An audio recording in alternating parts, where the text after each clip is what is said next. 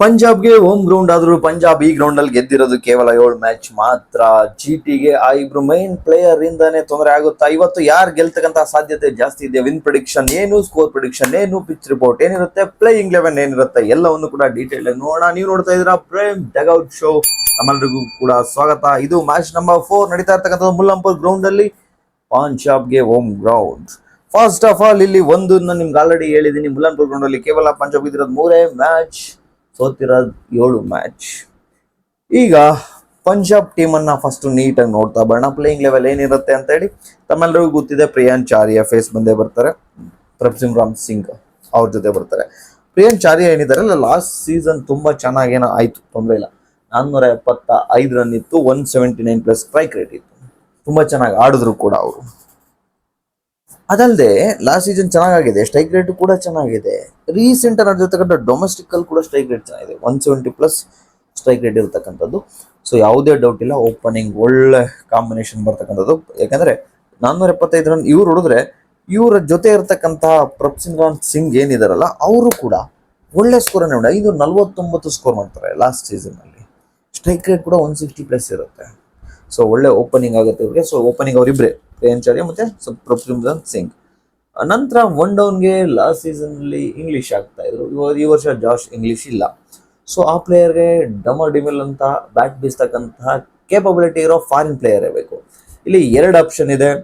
ನನ್ನ ಪ್ರಕಾರ ಇವರು ಮಿಚೆಲ್ ಓವನ್ ಜೊತೆ ಹೋಗ್ತಾರೆ ಅನ್ಸುತ್ತೆ. ಯಾಕಂದ್ರೆ ಮಿಚೆಲ್ ಓವನ್ ಬ್ಯಾಟಿಂಗ್ ತಾವೇನಾದ್ರೂ ಬಿಗ್ ಬ್ಯಾಶ್ ಲೀಗ್ ಅನ್ನ ಫಾಲೋ ಮಾಡಿದ್ರೆ ಗೊತ್ತಿರುತ್ತೆ ಎಂತ ಸ್ಟ್ರೈಕ್ ರೇಟ್ ಇರುತ್ತೆ ಅಂದ್ರೆ. BBL ಅಲ್ಲಿ ಸುಮಾರು 195+ ಸ್ಟ್ರೈಕ್ ರೇಟ್ ಇರ್ತಕ್ಕಂಥದ್ದು ಮಿಚೆಲ್ ಓವನ್ ಅಂತ.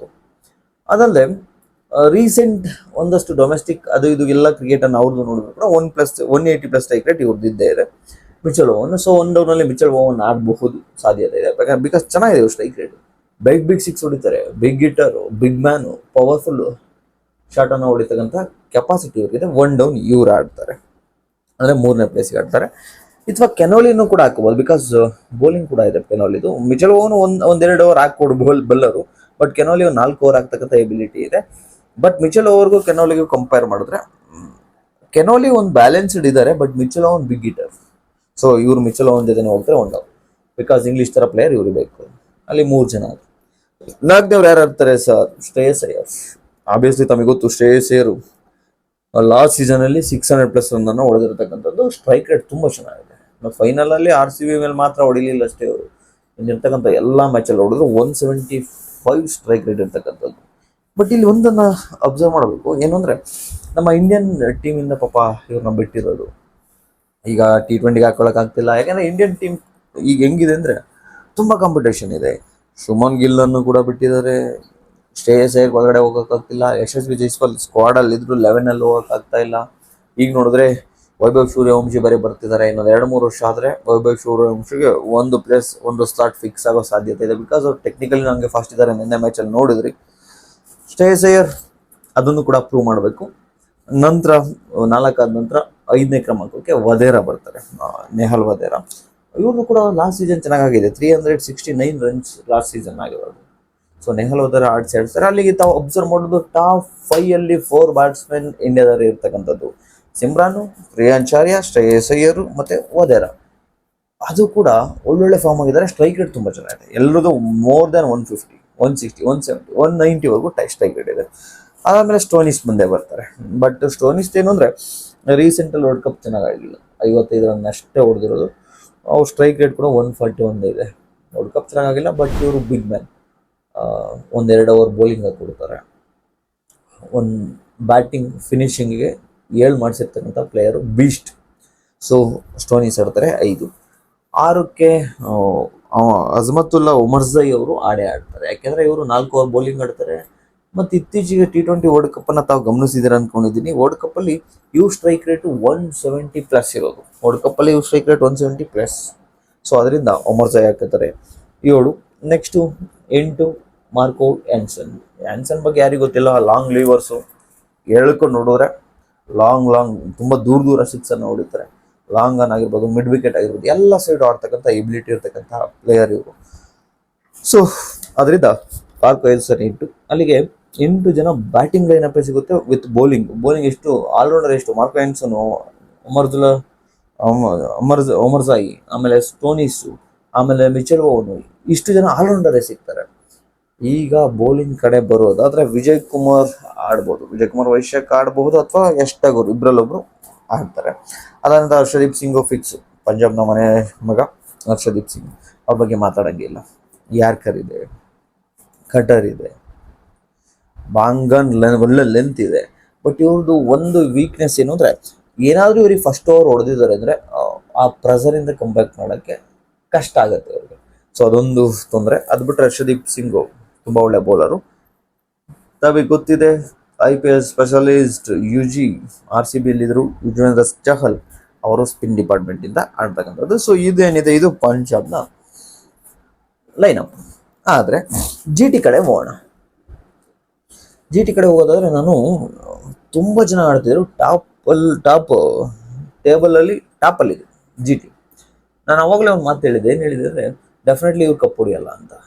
ಯಾಕೆ ಗೊತ್ತಾ, ಟಾಪಲ್ಲಿ ಇದ್ರೂ ಕೂಡ ಇವರು ಮಿಡಲ್ ಆರ್ಡರ್ ಟೆಸ್ಟ್ ಆಗಿರಲಿಲ್ಲ, ಬರೀ ಟಾಪ್ ಆರ್ಡರ್ ಆಡ್ತಾ ಇದ್ರು. ಗಿಲ್ಲು, ಬಟ್ಲರು, ಸಾಯಿ ಸುದರ್ಶನ್. ಯಾವುದೇ ಒಂದು ಟೀಮ್ ಆಗಲಿ ಬಿಫೋರ್ ಅಟ್ಲೀಸ್ಟ್ ಪ್ಲೇ ಆಫ್ಗಿಂತ ಮುಂಚೆ ಅಥವಾ ಫೈನಲ್ ಆ ಲೆವೆಲ್ಗಿಂತ ಮುಂಚೆ ಎಲ್ಲ ಅಂದರೆ ಬೌಲಿಂಗು, ಬ್ಯಾಟಿಂಗು, ಮಿಡಲ್ ಆರ್ಡರ್ ಎಲ್ಲ ಟಿಕ್ ಆದರೆ ಭಾಳ ಒಳ್ಳೆಯದು. ಇವ್ರದ್ದು ಏನಾಗ್ತಿತ್ತು ಗೊತ್ತಾ, ಗಿಲ್ಲು ಬರೋರು, ಸಾಯಿ ಸುದರ್ಶನ್ ಬರೋರು, ಇಬ್ಬರು ಔಟೇ ಆಗ್ತಿರ್ಲಿಲ್ಲ. 13-14 ಓವರ್ ಇವರು. ಆಮೇಲೆ ಬಟ್ಲರ್ ಬಂದು ಡವರ್ ಡಿಮಿಲ್ ಅಂತ ಹೊಡೆಯೋ ಅಷ್ಟಕ್ಕೆ 20 ಓವರ್ ಆಗಿರೋದು. ಟಾಪ್ 3 ಜನ ಆಡ್ತಾ ಇದ್ರು. ಯಾವತ್ತು ಒಬ್ರು, ಇಬ್ರು ಅಥವಾ 3 ಜನ ಮೇಲೆ ಡಿಪೆಂಡ್ ಆಗಿದೆ ಅಂದರೆ ಆ ಒಂದು ಟೀಮ್ ಕಪ್ ಹೊಡೆಯೋಕ್ಕೆ ಆಗದೇ ಇಲ್ಲ.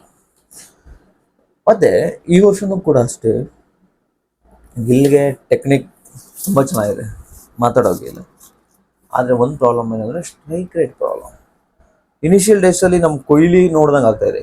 ಇನಿಷಿಯಲ್ ಡೇಸಲ್ಲಿ ಕೊಹ್ಲಿದು ಕೂಡ ಅಷ್ಟೇ ಸ್ಟ್ರೈಕ್ ರೇಟ್ ಪ್ರಾಬ್ಲಮ್ ಇತ್ತು. ಬಟ್ ಈಗ ವಿರಾಟ್ ಕೊಹ್ಲಿ ಅವ್ರದ್ದು 4ಗಿಂತ ಜಾಸ್ತಿ 6 ಹೊಡಿತಾರೆ. ಆಗ 100 ಹೊಡಿದ್ರೆ ವಿರಾಟ್ ಕೊಹ್ಲಿ 1 or 2 6 ಇರ್ತಿತ್ತು ಅಷ್ಟೇ. ಇವತ್ತು 100 ಏನೋ ನೋಡಿದ್ರೆ 7-8-10 6 ಇರುತ್ತೆ ಕೊಹ್ಲಿ ಅವ್ರದ್ದು. ಇಟ್ ಮೀನ್ಸ್ ಗೇಮ್ ಇವಾಲ್ವ್ ಆದಂಗೆ ವಿಕಾಸ ಹೊಂದುತ್ತಾ ಬಂದಾಗೆ ನಾವು ಅದಕ್ಕೆ ತಕ್ಕಂಗೆ ಅಡಾಪ್ಟ್ ಆಗಬೇಕು. ಬಟ್ ಗಿಲ್ ಅದಾಗಿಲ್ಲ. ಗಿಲ್ಲು ಲಾಸ್ಟ್ ಸೀಸನ್ನಲ್ಲಿ 650 ರನ್ ನೋಡಿದವ್ರೆ, 650 ರನ್, ಒಳ್ಳೆ ಸೀಸನ್. Strike rate 155. ಅಲ್ಲಿ ಸಾಯಿ ಸುದರ್ಶನ್ ಅದು ಸ್ಟ್ರೈಕ್ ರೇಟ್ ಇಂಪ್ರೂವ್ ಆಗಿದೆಯಾ?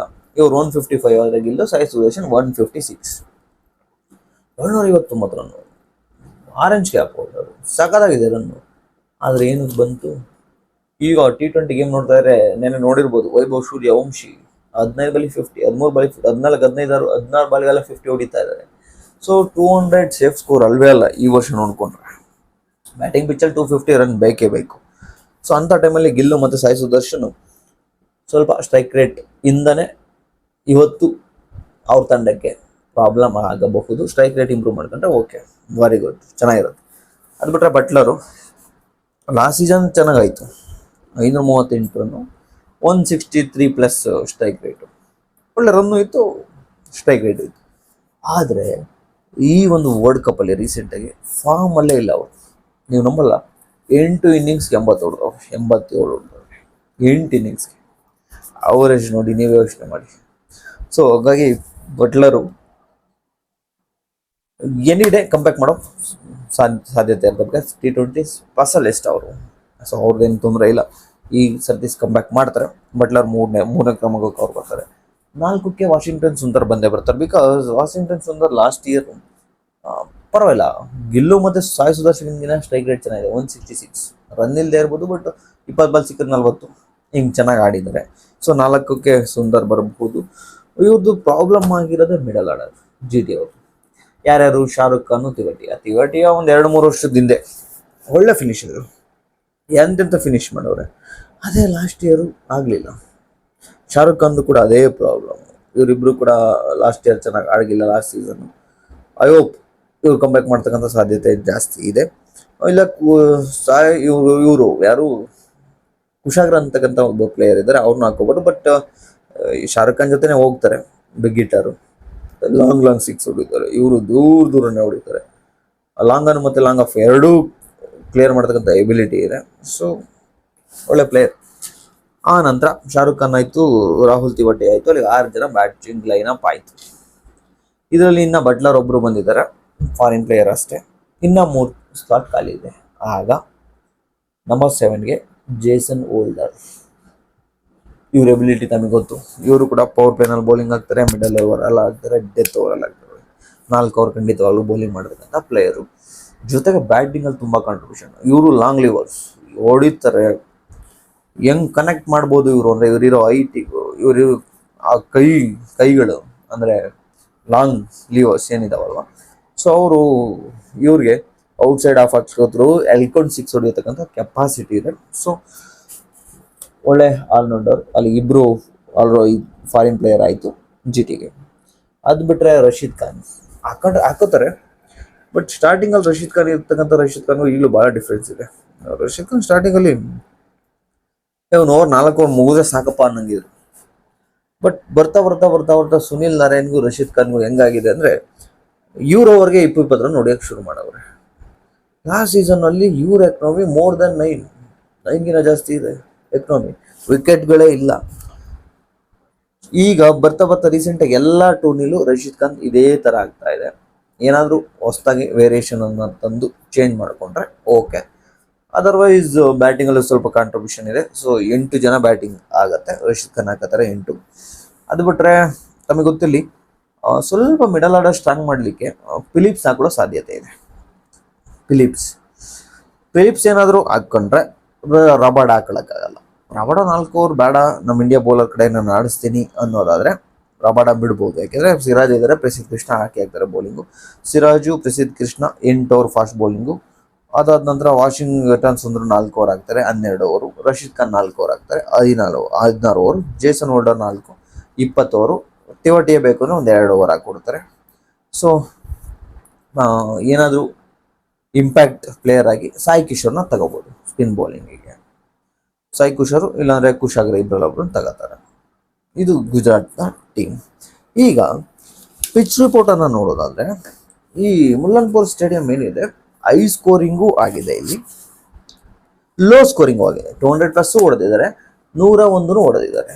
ಮುಲ್ಲನ್ಪುರಲ್ಲಿ ಪಂಜಾಬ್ ಗೆದ್ದಿರೋದು ಕೇವಲ 7. ಹೋಮ್ ಗ್ರೌಂಡ್ ಆಗಿರೋ ಗೆದ್ದಿರೋದು 7, ಸೋತಿರೋದು 7, ಗೆದ್ದಿರೋದು ಕೇವಲ 3 ಮಾತ್ರ.